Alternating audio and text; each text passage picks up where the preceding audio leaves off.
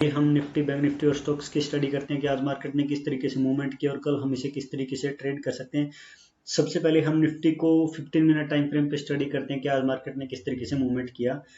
Nifty आज gap up open हुआ। Gap up opening के बाद हमें निफ्टी में एक अपसाइड में एक अच्छी वन वे रैली देखने को मिली और उसके बाद कंसोलिडेशन के बाद हमें फिर एक अच्छा ब्रेकआउट देखने को मिला और फिर 15 मिनट की आप देख रहे हो कि 4 कैंडल बनाने के बाद निफ्टी ने यहाँ एक ब्रेक डाउन किया और हमने डे एंड में एक अच्छा डाउन ट्रेंड भी देखने को मिला और मॉर्निंग में हमें एक अच्छा अप ट्रेंड देखने को मिला।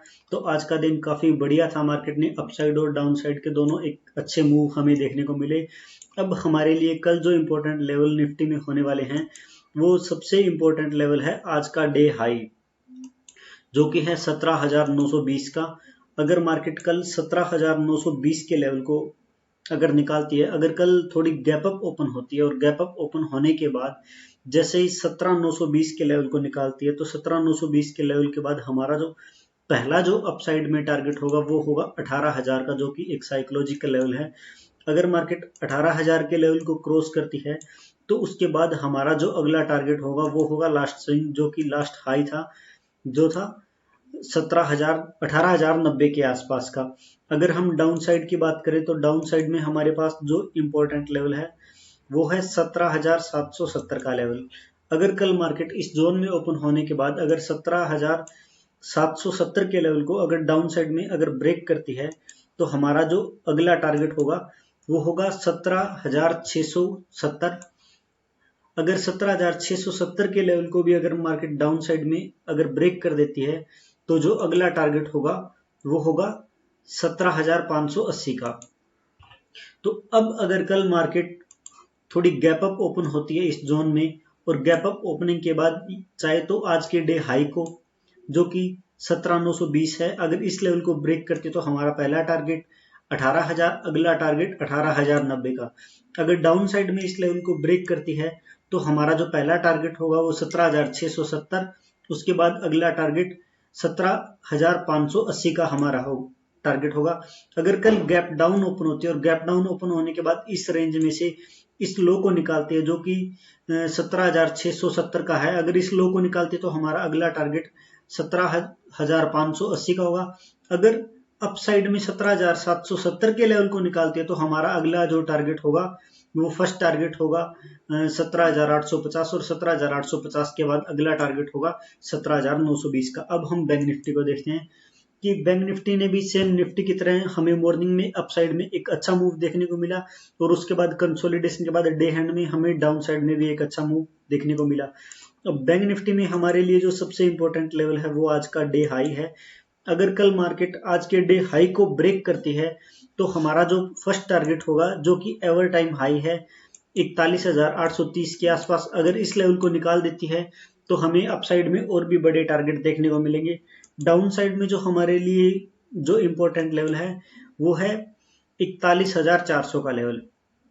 अगर मार्केट इस जोन में ओपन होने के बाद 41,400 के लेवल को अगर डाउन साइड में ब्रेक करती है तो हमारा जो फर्स्ट टारगेट होगा वो होगा 41,200। अगर 41,200 के लेवल को भी अगर मार्केट डाउन साइड में ब्रेक करती है तो हमारा जो अगला टारगेट होगा वो होगा 41,000 का।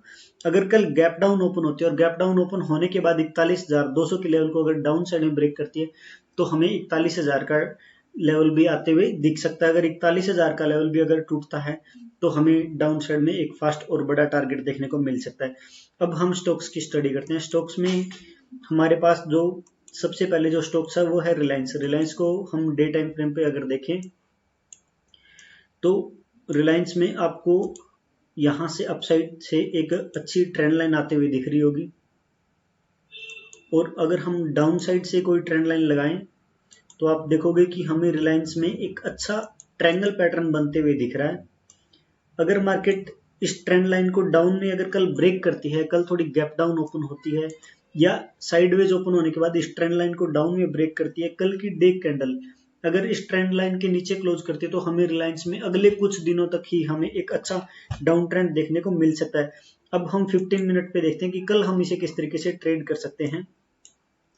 कल के लिए आप देखोगे कि रिलायंस ने यहां इस लेवल को ब्रेक किया है जो कि एक अच्छा स्ट्रॉन्ग सपोर्ट था, और ब्रेक करने के बाद इसको रीचेक करके फिर डाउन जा रहा है।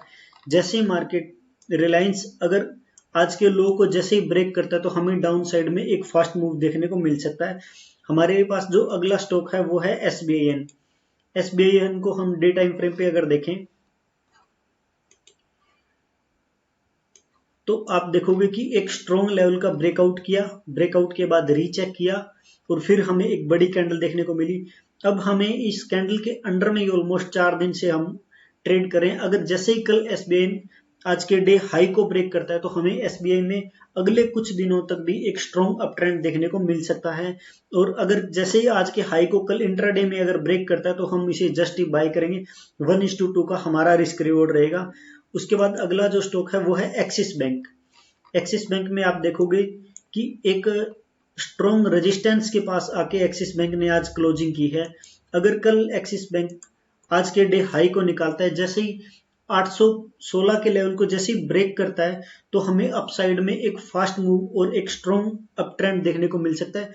एक्सिस बैंक और SBI बैंक अगर कल दोनों अपने डे हाई को निकालते हैं तो हमें बैंक निफ्टी में भी एक एवर टाइम हाई बनते हुए दिख सकता है। थैंक यू डियर फ्रेंड्स, अगर वीडियो अच्छी लगी हो तो वीडियो को लाइक करें। Thank you.